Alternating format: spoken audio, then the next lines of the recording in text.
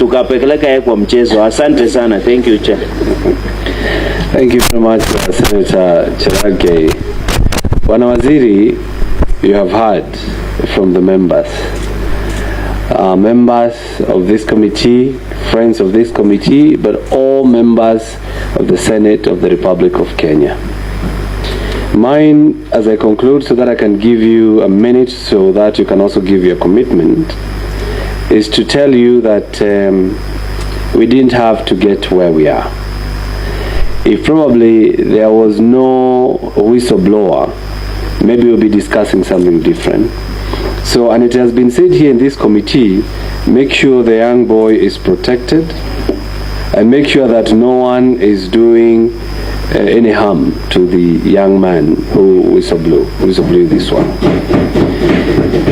And Bwana CS, what has come out here, if there was proper communication, and I repeat that again and again, we wouldn't be here. Kenyans would be with you, because no Kenyan is against the PPP. No Kenyan is against the BOT. No Kenyan is against any investor in this country. The problem is not the deal. The problem is the wheeler dealers, as I had said earlier.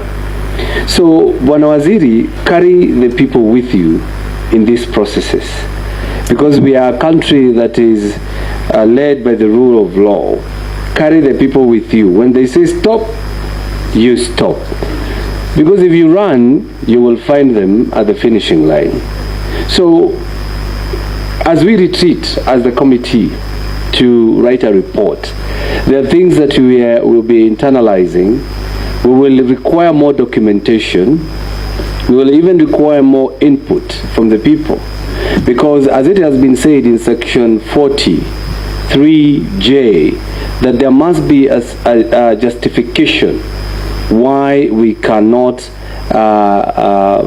do this deal competitively. We will be looking into issues like, do we resolve as the committee or the Senate that you re-advertise and invite other proposals? That is something that we'll be pondering. Will we say no Adani in this country? Those are things as a Senate will be looking into. Will we even decide if the deal is that? Because you said, Bwana Waziri, in your submission on question 1, no concession agreement exists. And you also said, if we were to close this deal, not close, if we were to do away with this deal, Kenya will not lose any money. All right? At least we are happy to hear that. So probably, as we go along in retiring and writing this report, we'll be looking at that issue. Also, Bwana CS, on step 17, that is when the concession agreement is signed and a copy sent to the AG for his records. We'll also be looking into that issue in the sense that whether we get to that, because you never know, I just don't want to anticipate. We might get there, we don't know, but whether we will be requesting before the signing is done, that document is made public. So I believe that those are some of the issues that we'll be looking into. We'll also been requested to summon the CS Treasury. I would want to see him and to appear before this committee. The DG, Directorate of PPPs. So having said that,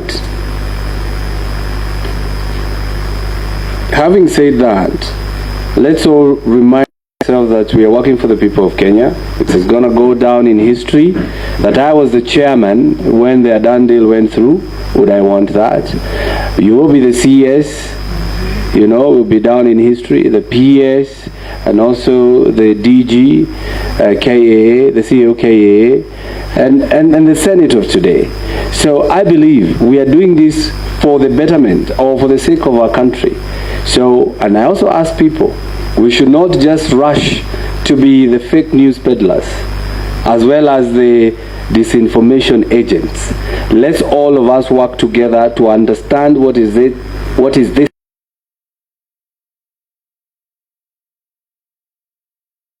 much, Bana CS, for coming. It's now, what time is it now? Because it's almost 2. It's almost 2 p.m. and you came here at 9 a.m. You were here yesterday. You committed yourself to be here. And I want to join other senators. Nobody has lost hope with you, Bana CS. Everybody is actually saying they see you, they think of you, they want you. So please, in your dealings with this deal, do not at any time 1 minute or 2 to also give your commitment. Thank you. Thank you, Chair, for guiding. I want to confirm, like Nairobi Senator is not in, did say we probably have a communication, maybe a credibility problem, and we do not want to get international investors digging down into the credibility of the country where we start a process and we drop it halfway. We will allow us, like you have guided, to follow the law, to be available to Parliament, to basically carry everybody along. Like I did indicate earlier, we've given these documents to the union because the way PPP has not been employed to procure the small procurements that government affords every day. It is not a very usual procurement that succeeds, and we are all frustrated with the PPP Act in that nothing almost seems to go through the PPP process, and therefore that is why we are not able to implement the big infrastructural projects which government cannot afford. So as to whether we need to relook at the PPP Act to make it work the way the PPD, the Public Procurement and Act works, is something that we need to look at. As regarding the concern of public participation, you do know, honorable members, that we've come to the House to seek all of us to redefine the scope of public participation, because you also don't want, when you pass a bill into law, Finance Act 2023, you are told you didn't do enough public participation. What is enough public participation? Because it's a democratic space, and whereas 40 million Kenyans could say we think we are happy, and 10 million says we didn't, it becomes a challenge to be able to move the country forward. And we'll appreciate if that public participation bill within the House, which is currently the House, could be expedited, so that even when we say, you can see one member say, when you receive a PPP, give it to us within 48 hours. We gave it out within 30 days, and it seemed like it was rushed.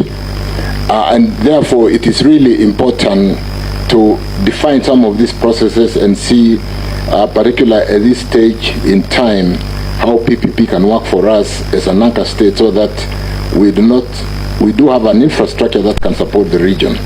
I have heard the members. We will